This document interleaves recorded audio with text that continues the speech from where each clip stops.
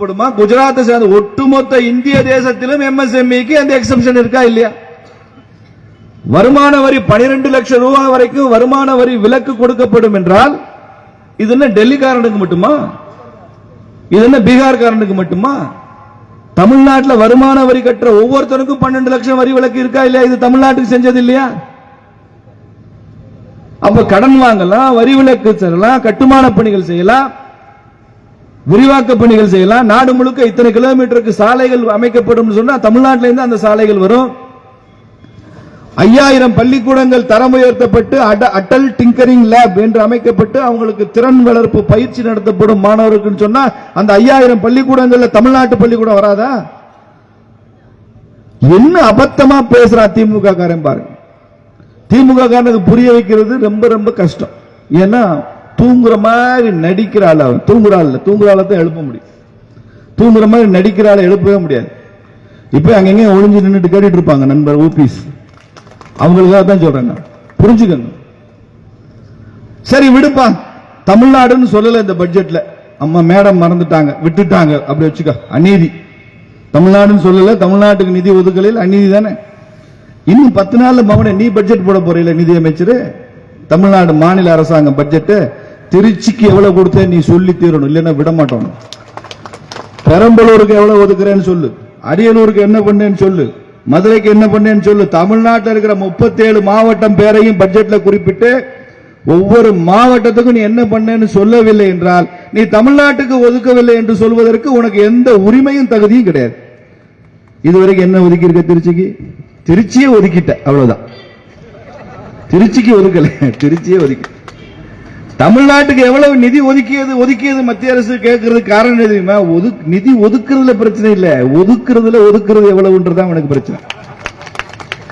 அதுல முடியாம போச்சே அப்படிங்கிற கவலை தான் திமுக தவிர நிதி ஒதுக்கீடு பிரச்சனை இல்லை. நாம அப்படி பார்க்கலையே. உடம்புக்கு சௌக்கியமா இருக்கான்னு தானே கேட்கிறோம். காலைல ஒருத்தர் பாக்குறோம், காலைல எந்திரிச்சு பார்த்தா உடம்பு நல்லா இருக்கான்னு தானே கேட்கிறோம். அவன் உடம்பு நல்லா இருக்குங்க அப்படின்னு சொல்றாரு அவரு.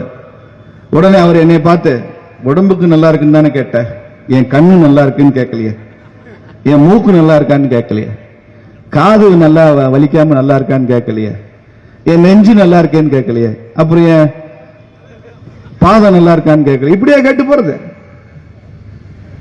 ஒட்டுமொத்த உடம்ப பாக்குறது தான் ஒரு ஆரோக்கியமான அரசியலா? கண்ணு மூக்கு காது ஒன்னொன்னா பாக்குறது.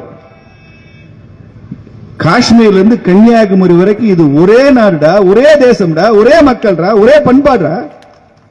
இது ஒட்டுமொத்தமா தான் பார்க்கணும். குஜராத்தில் முதலமைச்சரா இருந்தார் மோடி.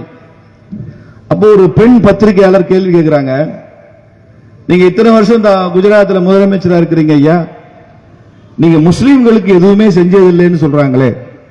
இந்த புத்தானத்தில் முஸ்லீம் சகோதரர்கள் நிறைய இருக்காங்க, அவங்க இதை கேட்கணும். இந்த முஸ்லீம்கள் மேல எனக்கு ஒரு சின்ன வருத்தம்.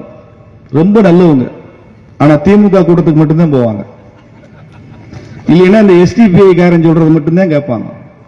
இந்த அண்ட புழுகு ஆகாச புழுகவா கேட்டு கேட்டு கேட்டு ஏதோ பிஜேபின்னா பூச்சாண்டி, இந்த பாய்மார்கள்லாம் பிஜேபி வந்துட்டா ஆட்சி வாழவே முடியாது. ஐயோ, சிஏஏல அப்படித்தான் பிரச்சனை பண்ணான். சிஏஏ வந்துட்டா இந்தியாவில் இருக்கிற முஸ்லீம்களை எல்லாம் பாகிஸ்தானுக்கு அனுப்பிச்சிருவானோ, பங்களாதேஷுக்கு அனுப்பிச்சிருவானோ. இத்தனை கோடி முஸ்லீம்களை ஏற்றுக்கொள்கிறதுக்கு எந்த தேசம் ஏற்றுக்கொள்ள முடியும்?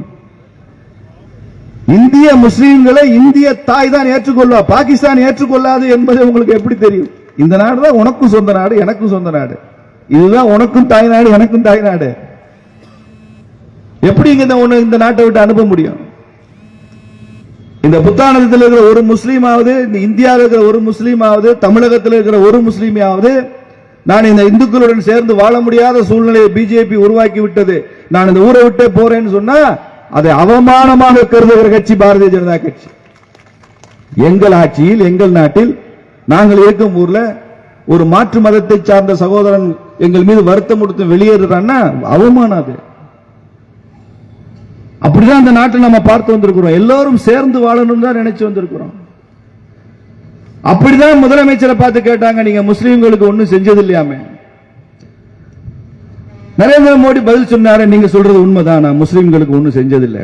முதலமைச்சராக இருந்து நான் முஸ்லீம்களுக்கு எதுவும் செய்ததில்லை. மூடி சொல்லிட்டார். உடனே அந்த பொண்ணு அந்த பதிலை எதிர்பார்க்காட்டி கூட கிண்டல் அந்த பொண்ணு கேட்குது, இது உங்கள் ஒப்புதல் வாக்கு மூலமா நான் எடுத்துக்கலாமா அப்படின்னு கேட்டேன். எடுத்துக்கங்க, நானே ஒப்புக்கொண்டேன்னு எடுத்துக்கங்க, நான் முஸ்லீமுக்கு ஒன்றும் செஞ்சதில்லை, நான் இதோட பேட்டியை முடிச்சுக்கிறேன் அப்படின்னு அந்த அம்மா சொன்னாங்க. அப்ப மோடி சொன்னாரு, பேட்டி முடியவில்லை, நான் கடைசியில் சில வாசகம் சொல்றேன், அதையும் சேர்த்தாதான் பேட்டி முடியும். நீங்க முஸ்லீம்களுக்கு எதுவும் செய்யவில்லை என்று சொல்கிறார்கள் கேட்டீங்க, நானும் ஆமா எதுவும் செய்யவில்லைன்னு சொன்னேன். நீங்க கேட்ட கேள்வி அது, கேட்காத கேள்வி ஒண்ணு இருக்கு. என்ன கேள்வி? இந்துக்களுக்கும் நான் எதுவும் செய்யவில்லை, கிறிஸ்தவர்களுக்கும் நான் எதுவும் செய்யவில்லை.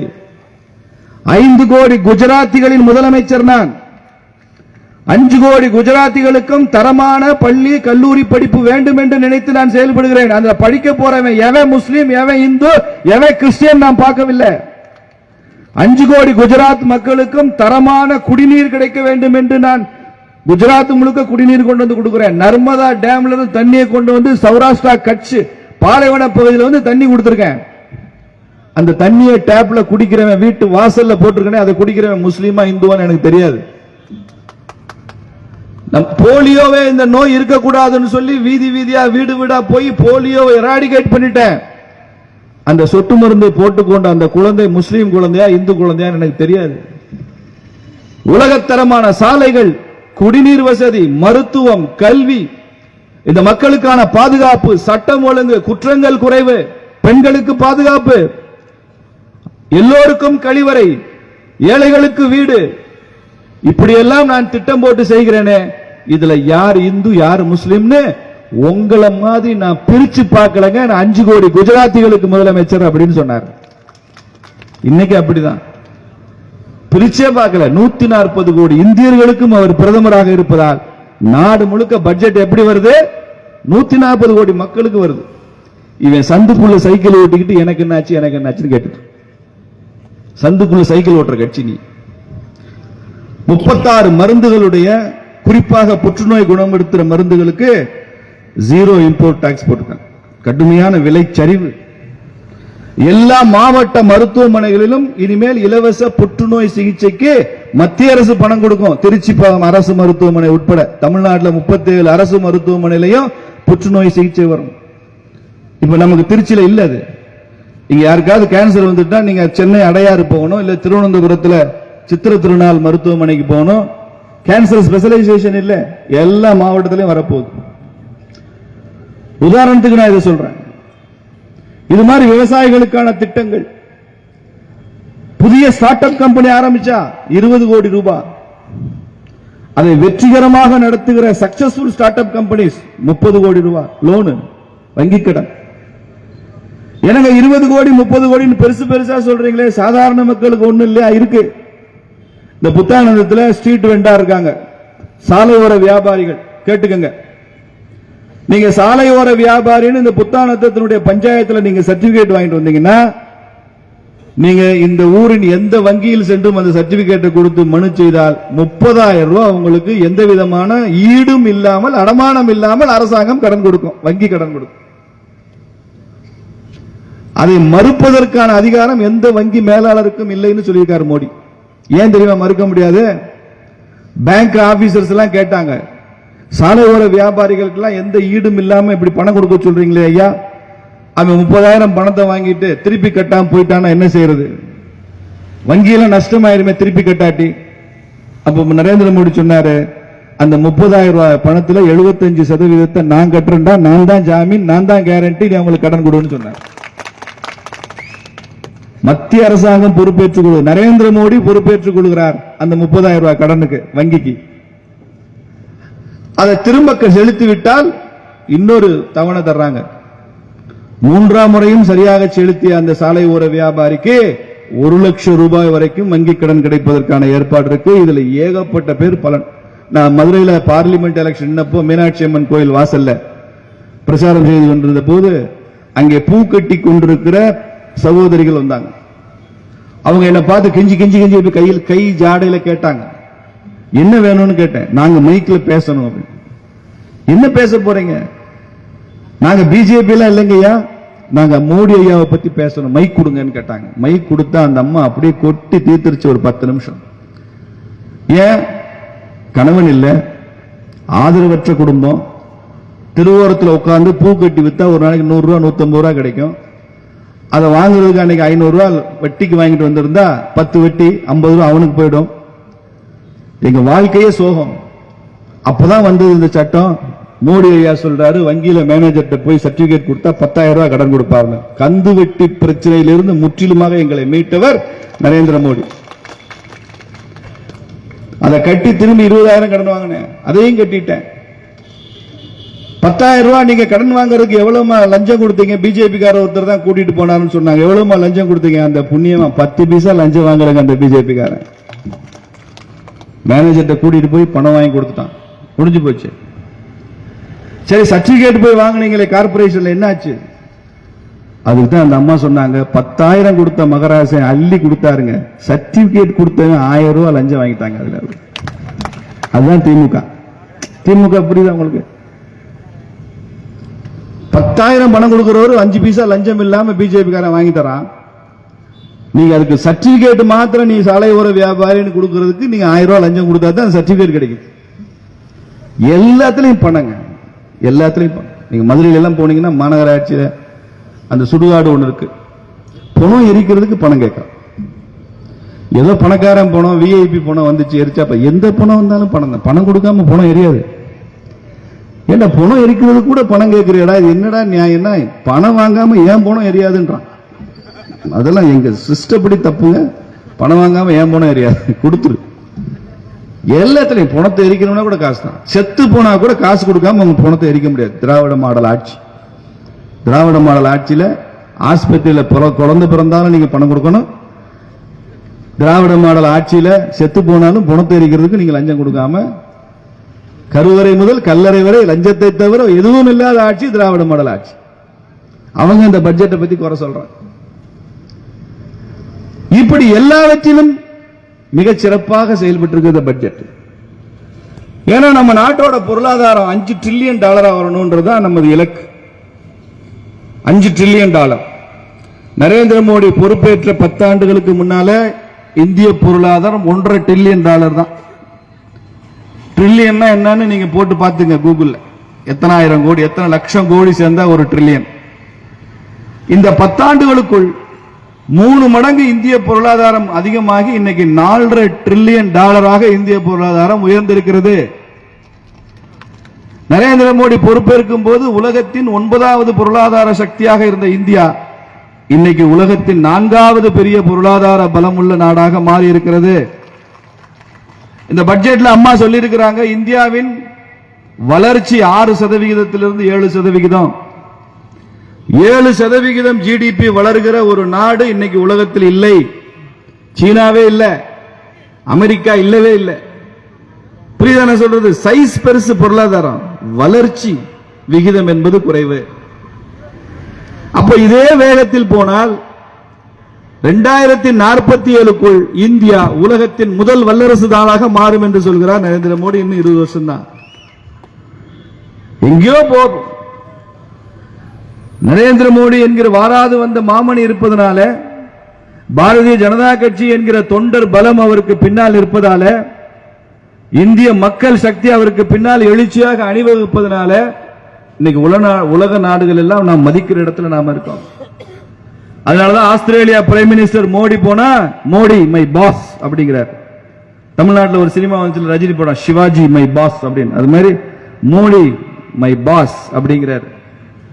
ஒரு ஆப்பிரிக்க நாட்டினுடைய ஒரு முக்கியமான அதிபர் காலில் விழுந்துட்டார் சாஸ்திராங்கமா. ஜெயலலிதா காலில் அதிமுக அமைச்சர்கள் விழுந்த மாதிரி ஏர்போர்ட்ல விழுந்துட்டான், மொந்து விழுந்துட்டான். இவர் கூப்பிட்டு எழுப்பி விட்டாங்க. இப்ப அமெரிக்காவுக்கு போனா ட்ரம்ப் சேரத்துக்கு போடுறாரு,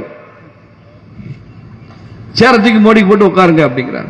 அது மட்டும் இல்ல, இவர் என்னை விடவும் பேச்சுவார்த்தையில் மிகப்பெரிய வல்லமை வாய்ந்தவர் நரேந்திர மோடி அப்படின்னு அமெரிக்க ஜனாதிபதி சொல்றான். Trump tough negotiator. அதுக்கு என்ன தமிழ் புரட்சிக்கவி? டஃப் நெகோசியேட்டர் போயிட்டார் அவரு. வல்லமை வாய்ந்த ஒரு பேச்சுவார்த்தை செய்வதில் அவரால் எல்லாம் செய்ய முடியும் ட்ரம்ப் சொல்றான்.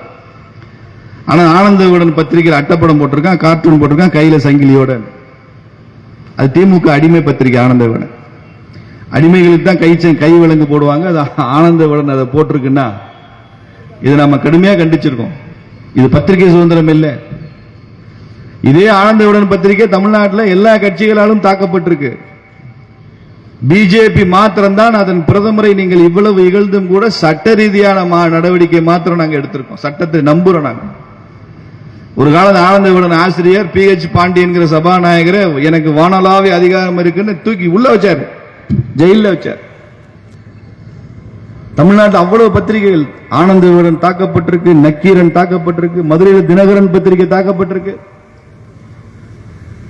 தமிழ்நாட்டில் இவ்வளவு பத்திரிகைகளும் இந்த திராவிட இயக்கங்களை விமர்சித்தார்கள் என்பதற்காக தாக்கப்பட்டிருக்கு. அலுவலகங்கள் மேல பத்திரிகை அலுவலகம் தினமலர் எத்தனை தடவை தாக்கப்பட்டது தெரியாது, அந்த அளவு தினமலர் மேல தாக்குதல். தமிழ்நாட்டில் ஏதாவது ஒரு பத்திரிகை பிஜேபி விமர்சனம் செய்தார்கள் என்பதற்காக எந்த விதமான வன்முறையும் இல்லாமல் ஜனநாயக பூர்வமாக நாங்கள் சகிப்புத்தன்மையுடன் இருக்கிற ஒரே கட்சி பாரதிய ஜனதா கட்சி மாத்திரம்தான். எந்த ஊடகத்தின் மீதும் எங்களுக்கு கோபம் இல்லை, வருத்தம் இல்லை, சகித்துக் கொள்கிறோம். உங்கள் விமர்சனங்களை ஏற்றுக்கொள்கிறோம். என்ன நம்பிக்கை? என்னைக்காவது ஒரு நாளைக்கு நீங்க நியாயமா நடந்துக்குவீங்க என்ற நம்பிக்கை தான். ஊடகங்கள் நியாயமாக நடந்து கொள்ளும் என்ற நம்பிக்கை தான். குஜராத்தில் மோடி அவர்களை அவ்வளவு விமர்சனம் செய்து கூட ஒரு முறை கூட அவர் கோபித்துக் கொண்டதில்லை. ஒரு பத்திரிகை மீதும் அவர் வருத்தம் கொண்டதில்லை. திரும்ப அதே பத்திரிகையார் அவனுடைய விழாவுக்கு கூப்பிடுவான், நரேந்திர மோடி முதல் ஆளா போய் நிற்பார். முதல் நாள் தான் இவரை கடுமையா பேசியிருப்பான், கண்டிச்சிருப்பான், எழுதியிருப்பான், கேலி பேசியிருப்பான். மறுநாள் முதலமைச்சர் அந்த பத்திரிகையினுடைய விழாவுக்கு இவரே செல்வார். அப்படி எவ்வளவோ உதாரணங்கள் இருக்கு. இப்படி இந்த நாடே மாற்றம் அடைவதற்கான பட்ஜெட் இதுல இருக்கு. இதை செய்து சாதித்தது நிதியமைச்சர் நிர்மலா சீதாராமன் அவர்கள். அதுல அந்த 12 லட்சம் ரூபாய் வருமான வரி விலக்கு இருக்கு, அது சாதாரண முடிவு இல்லை. எந்த IAS அதிகாரி ஏற்றுக்கொள்ளல. வருமானம் ரொம்ப குறையும், வரி வருவாய் குறைஞ்சிரும். 7 லட்சம் கொடுத்திருக்கோம், வேணா 8, 9 நிறுத்திடுவோம். நாங்க 12 போக கூடாது. நிதியமைச்சர் அவர்கள் தனிப்பட்ட முறையில் இதில் ஆர்வம் செலுத்தி இது மத்தியதர வர்க்கத்துக்கு மிகப்பெரிய சலுகை கொடுக்க வேண்டும் என்பதற்காக எடுத்துக்கொண்டு சென்று பிரதமர் அவர்களும் இதை நீ செய்ய வேண்டும் என்று அவர்களும் அதை சொல்லி இன்னைக்கு மிகப்பெரிய வரி சலுகை கிடைத்திருக்கிறது என்றால் வருமான வரி கட்டுகிற ஒவ்வொருத்தரும் நாம நன்றி சொல்ல வேண்டிய பட்ஜெட் இந்த நரேந்திர மோடி ஆட்சியில் அம்மா நிர்மலா சீதாராமன் அவர்கள் சொல்லி வந்த பட்ஜெட். சாதாரண விஷயம் இல்ல, நிம்மதியா இருக்கலாம். வரி இன்கம் டாக்ஸ் பிரச்சனையே இல்லை. ஒரு மாசத்துக்கு 1 லட்சம் ரூபாய் சம்பாதிச்சாதாங்க இனிமே இன்கம் டாக்ஸ்.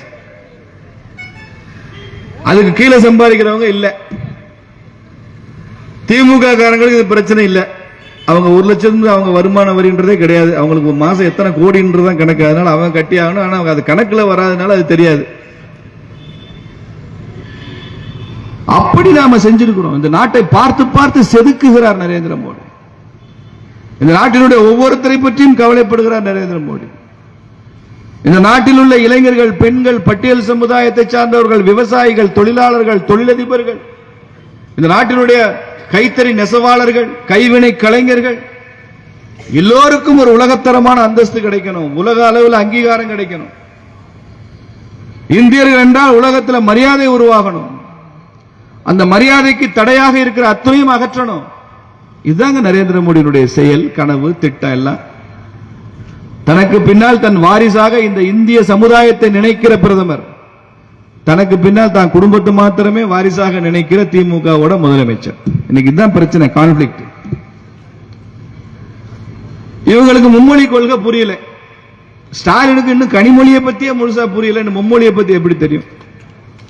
கூட பிறந்த தங்கச்சியை பத்தியே முழுசா தெரியல, ஒதுக்கி வைக்கிறாங்க. கனிமொழியவே ஒதுக்குறவங்க மும்மொழியை ஏத்துக்குவாங்களா என்ன?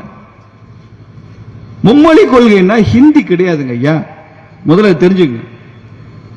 இந்த தேசிய கல்விக் கொள்கையில 5ஆம் கிளாஸ் வரைக்கும் ஒரு பையன் தாய்மொழியில படிக்கணும்னு முதல் முறையா சொல்லப்பட்டிருக்கு.